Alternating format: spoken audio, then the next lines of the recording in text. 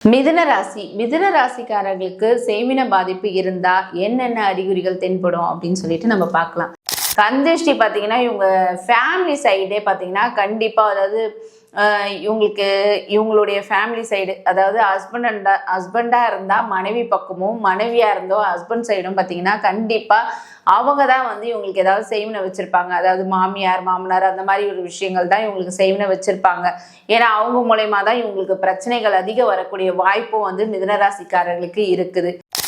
நிம்மதியா வந்து அந்த பிள்ளைகளால இவங்களுக்கு ஒரு அனுகூலமான ஒரு பலன் வந்து கிடைக்காம இவங்களுக்கு போயிடும். கிட்டத்தட்ட 3 தடவை கன்சீவ் ஆனேன், ஆனா 3 தடவையும் ஏதோ ஒரு விஷயத்தால எனக்கு வந்து கலைஞ்சிடுச்சு குழந்தை அப்படின்னு சொல்லியும் பார்த்தீங்கன்னா நிறைய மிதுன ராசிக்காரர்கள் புலம்புறதை கேட்டிருப்பீங்க. எப்போ பார்த்தாலும் ஏதாவது ஒரு விபத்து, கை ஃப்ராக்சர், கால் ஃப்ராக்சர், ஏதாவது ஒரு விபத்தை வந்து இவங்களுக்கு கொண்டு வந்து விட்டுட்டே இருக்கும்.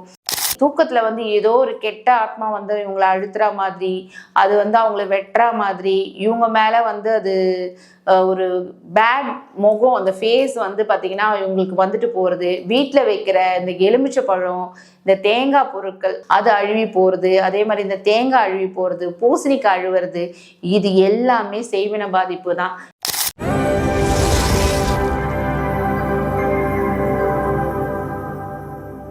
கேம் சேஞ்சர் நேயர்களுக்கு வணக்கம். நான் உங்கள் நாகசக்தி அல்வாக்கு ஜோதிடர் கோமலகாந்தி. இன்னைக்கு நம்ம பார்க்க போற பதிவு என்னன்னா, ஒரு குடும்பத்துல, அதாவது ஒரு வீட்டில் செய்வினை இருந்ததுன்னா என்னென்ன பாதிப்புகள், என்னென்ன அறிகுறிகள் தென்படும்ன்றதை தான் நம்ம இந்த பதிவில் பார்க்க போகிறோம். ஏன்னா இப்போ எங்கே பார்த்தாலுமே செய்வினை தான். எந்த ஒரு விஷயம் எடுத்தாலும் செய்வினை இல்லாமல் இருக்கிறது இல்லை. எல்லாருமே பார்த்தீங்கன்னா இப்போ சின்ன சின்ன விஷயங்களுக்கு கூட செய்வினை செஞ்சிடறாங்க. இப்போ ஒரு பக்கத்தில் வந்து ஒரு எக்ஸாம்பிள் சொல்லணும்னா, ஒருத்தவங்க வீட்டு பக்கத்தில் பைக் நிறுத்தி இருந்தால் கூட அந்த பைக் ஏன் நிறுத்தினேன்னு சொல்லி பக்கத்து வீட்டுக்காரன் கேட்டாவே அவனுக்கு செய்வினை வேடான்ற மாதிரி செய்வினை செஞ்சு ஏதாவது ஒரு பாதிப்புக்குள்ளாக்கிடுறாங்க. ஸோ அந்த செய்வினை இருந்தால் அந்த வீட்டில் என்னென்ன அறிகுறிகள்லாம் தென்படும், அவங்களுக்கு எல்லாம் என்னென்ன பாதிப்புகள் வரும்ன்றதை தான் நம்ம இந்த பதிவில் இப்போ நம்ம பார்க்க போகிறோம். மிதுன ராசிக்காரர்களுக்கு செய்வின பாதிப்பு இருந்தால் என்னென்ன அறிகுறிகள் தென்படும் அப்படின்னு சொல்லிட்டு நம்ம பார்க்கலாம். மிதுன ராசிக்காரர்களுக்கு செய்வின பாதிப்பு இருக்கும்போது பார்த்தீங்கன்னா எப்போவுமே வந்து அவங்க கலகலகலன்னு சிரிச்சிட்டு இருப்பாங்க எப்போவுமே. ஆனால் அவங்களுக்கு ஏதோ ஒரு வந்து அவங்களுக்குள்ள ஒரு உள்ளுணர்வு வந்து ஒரு அப்படியே டவுனாக ஆக்கி விட்டுரும். எதுலையுமே வந்து ஒரு பிடிப்பு இல்லாமல் இருக்கும். யாருக்கிட்டையுமே பேச பிடிக்காது. நிம்மதியாக வந்து தூங்க முடியாது அவங்களால. அதே மாதிரி யாருக்கிட்டையாவது வந்து ஏதாவது ஒரு வேலை பார்க்கணும், இல்லை வேலை செய்யணும்னு சொல்லிட்டு போகும்போதும் ஒரு சோம்பேறித்தனன்றது பார்த்தீங்கன்னா இவங்களுக்கு அதிகமாக கொடுத்துட்டே இருக்கும். இது எல்லாம் செய்வனுக்கான அறிகுறியாக தான் இருக்குது.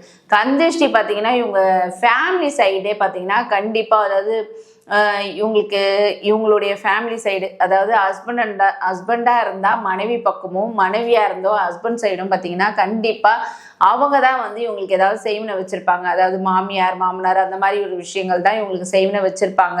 ஏன்னா அவங்க மூலயமா தான் இவங்களுக்கு பிரச்சனைகள் அதிகம் வரக்கூடிய வாய்ப்பும் வந்து மிதுனராசிக்காரர்களுக்கு இருக்குது.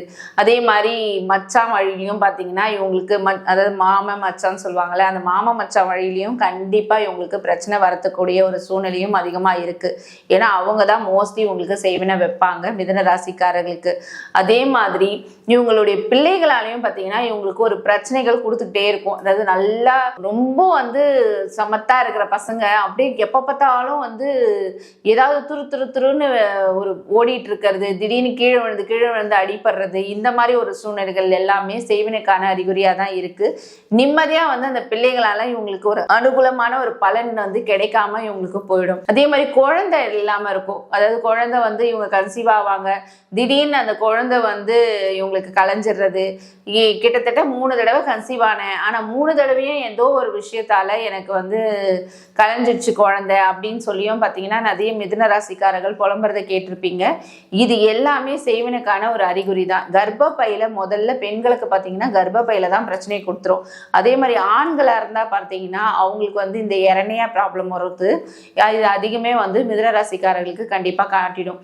அது மட்டும் இல்லாம எப்ப பார்த்தாலும் ஏதாவது ஒரு விபத்து, கை ஃப்ராக்சர், கால் ஃப்ராக்சர், ஏதாவது ஒரு விபத்தை வந்து இவங்களுக்கு கொண்டு வந்து விட்டுட்டே இருக்கும்.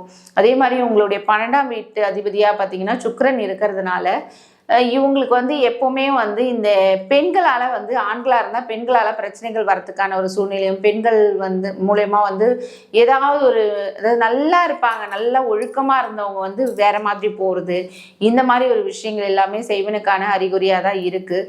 அதே மாதிரி தூக்கத்தில் வந்து ஏதோ ஒரு கெட்ட ஆத்மா வந்து இவங்களை அழுத்துற மாதிரி, அது வந்து அவங்கள வெட்டுற மாதிரி, இவங்க மேலே வந்து அது ஒரு பேட் முகம், அந்த ஃபேஸ் வந்து பார்த்திங்கன்னா இவங்களுக்கு வந்துட்டு போகிறது. வீட்டில் வைக்கிற இந்த எலுமிச்சை பழம், இந்த தேங்காய் பொருட்கள், அதாவது இந்த பூஜைக்கு கொண்டு போயிட்டு எடுத்துகிட்டு வருவோம்ல, இப்போ கோயில் போனீங்கன்னா நீங்கள் கண்டிப்பாக வாங்குவீங்க, எலுமிச்சை பழம் வாங்குவீங்க. அந்த எலுமிச்சை பழத்தை வாங்கிட்டு வந்து வீட்டில் வைக்கும் போது அது அழுவி போகிறது. அதே மாதிரி இந்த தேங்காய் அழுவி போகிறது, பூசணிக்காய் அழுவுறது, இது எல்லாமே செய்வின பாதிப்பு தான்.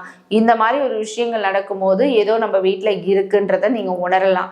அது மட்டும் இல்லாமல் எப்போ பார்த்தாலும் பேட் ஸ்மெல் வந்துட்டே இருக்கும். அதாவது எப்போவுமே வந்து நீங்கள் என்னதான் வீட்டில் வந்து வீட்டை தொடச்சி, பெனால் போட்டு தொடச்சி, லைசால் போட்டு தொடச்சி, அது இதுன்னு போட்டு வாஷ் பண்ணாலுமே ஒரு பேட் வைப்ரேஷன் மட்டும் போவே மாட்டேங்குது. என்னன்னே தெரியல, எங்கேருந்து தான் அந்த ஸ்மெல் வருதுன்னு தெரியல, ஒரே நாத்தடிக்குதுங்க அப்படின்னு நிறைய பேர் சொல்லி கேள்விப்பட்டிருப்பீங்க. இது செய்வேன். அதாவது ஒரு வீட்டில் வந்து கெட்ட விஷயம், அமானுஷ்யம் இருந்ததுன்னா கம்பல்சரி அந்த வீட்டில் இருக்கிறவங்களுக்கு அந்த பாதிப்புக்கு உள்ளாவாங்க. அது மட்டும் இல்லாமல் அந்த பேட் ஸ்மெல்ன்றது வந்து அவங்க வீட்டில் இருந்துக்கிட்டே இருக்கும். அப்போ நம்ம கண்டுபிடிச்சிடலாம், ஓ இது ஏதோ ஒரு செய்வினை இருக்கு போல இருக்கு, அதான் எப்போ பார்த்தாலும் இந்த கெட்ட வாடை அடிக்குதுன்னு சொல்லிட்டு நீங்கள் உணரலாம். அது மட்டும் இல்லாமல் மிதுன ராசிக்காரர்களுக்கு பார்த்தீங்கன்னா இவங்களுடைய இந்த சொந்தத்து வழியில தான் இவங்களுக்கு யாராவது செஞ்சுருப்பாங்கன்னு நான் உங்களுக்கு ஆல்ரெடி சொல்லிட்டேன். ஸோ சொந்தத்து மூலயமா தான் பிரச்சனைகள் அதிகம் வரதுக்கான வாய்ப்பும் மிதுன ராசிக்காரர்களுக்கு அதிகம் இருக்குது. அதே மாதிரி உடம்பு ரீதியாக பார்த்தீங்கன்னா நிறைய வந்து இந்த சுகர், பிபி, இது எல்லாமே பார்த்தீங்கன்னா அதிகமாகும் இந்த மிதுன ராசிக்காரர்களுக்கு. சில பேருக்கு வந்து லோ ஆகும், சில பேருக்கு ஹை ஆகும். இது எதனாலன்னு பார்த்தீங்கன்னா செய்வின பாதிப்பு இருக்கும்போது, ஒரு நிம்மதி இல்லாமல் இருக்கும்போது கம்பல்சரி வந்து பிபி வந்து லோ ஆகிறதுக்கும் ஹை ஆகிறதுக்கும் சான்ஸ் அதிகமாக இருக்குது. எப்போ பார்த்தாலுமே வந்து மண்டக்குள்ள ஏதோ இவங்களுக்கு ஓடிக்கிட்டே இருக்கும். யோசனை நார்மலாகவே மிதுன ராசிக்காரங்கள் டபுள் மைண்ட் பர்சன். மிதுன ராசிக்காரர்களுக்கு பார்த்தீங்கன்னா அடிக்கடி வந்து இந்த கிட்னி ப்ராப்ளமும் வரதுக்கான ஒரு சூழ்நிலையும் அதிகமாக இருக்குது. இது வந்து செய்வினை வச்சிருந்தா உடம்பு ரீதியாக ஏதாவது ஒரு பிரச்சனை காட்டும். ஒன்று உள்ளுக்கு கொடுத்துருந்தாலும் சரி, இல்லை ஏதாவது பண்ணியிருந்தாலும் சரி, செய்வினை பாதிப்பு அதிகமாக காட்டும். இப்போ நீங்கள் வந்து யார் மேலேயாவது உங்களுக்கு டவுட்டுன்னு இருக்குன்னு வச்சுக்கோங்க. இப்போ இவங்க வீட்டுக்கு போனால் நான் சாப்பிட்டேன்னா, என்னால் வேறு வழி கிடையாது, ரிலேஷன் சொல்லிட்டீங்க. ஆனால் அவங்க வீட்டுக்கு போய் என்னால் சாப்பிட்டா அந்த சாப்பிடாம இருக்க முடியாது. அப்போ நான் அவங்க எப்படி தப்பிக்கிறதுன்னு சொல்லி நீங்கள் கேட்கலாம். அதுக்கு என்ன பண்ணுறீங்கன்னா, மிதுன ராசிக்கான பரிகாரம், அதாவது உங்களுக்கு செய்வின பாதிப்பு இருக்குன்னு தெரிஞ்சதுன்னா உடனே என்ன பண்ணுறீங்கன்னா, உங்கள் வீட்டு பக்கத்தில் இருக்கிற பெருமாள் கோயில் இல்லைன்னா திருப்பதி, அங்கே போயிட்டு நைட்டு தங்கிட்டு வாங்க. அது மட்டும் இல்லாமல் எப்போவுமே உங்களுக்கு யார் மேலேயாவது சந்தேகம் இருக்கிற வீட்டில் போய் சாப்பிட்ணும் அப்படின்னு அவசியம் ஏற்பட்டால், புளி இருக்குது பாருங்க, அந்த புளியை எடுத்துகிட்டு போயிட்டு அதை வாயில் போட்டுக்கோங்க. அதாவது அவங்க வீட்டில் சாப்பிட்டுட்டு வரும்போது வாயில் போட்டுட்டு வந்துடுங்க. ஸோ இந்த மாதிரி பண்ணும்போது புளிப்பூக்கு தன்மைக்கு அதை முறியடிக்கிற ஒரு விஷயம் இருக்குது. ஸோ அதனால் யார் என்ன செய்வினை செஞ்சு உங்களுக்கு கொடுத்துருந்தாலும் அந்த புளி வந்து அதை முறியடிச்சிடும். சப்போஸ் நாங்கள் இதெல்லாம் பண்ணியுமே எங்களுக்கு பிரச்சனை இருக்குது அப்படின்றவங்க நாகசக்தி, அதாவது என்ன அணுகலாம். என்ன அணுகும் போது இந்த என் மேலே நாகமாவும் காளியமாவும் இருந்து அந்த பிரச்சனையை உங்களுக்கு சரி பண்ணி தருவாங்க. உங்களுக்கான நிம்மதியான வாழ்க்கையை உங்களுக்கு நான் உண்டு பண்ணி தருவேன். ஸோ அதனால் இந்த மாதிரி பிரச்சனை இருக்கிறவங்க தாராளமாக என்னை அணுகலாம். உங்களை அந்த செய்வின பாதிப்புலேருந்து விடுவிக்க வேண்டியது என்னுடைய பொறுப்பு.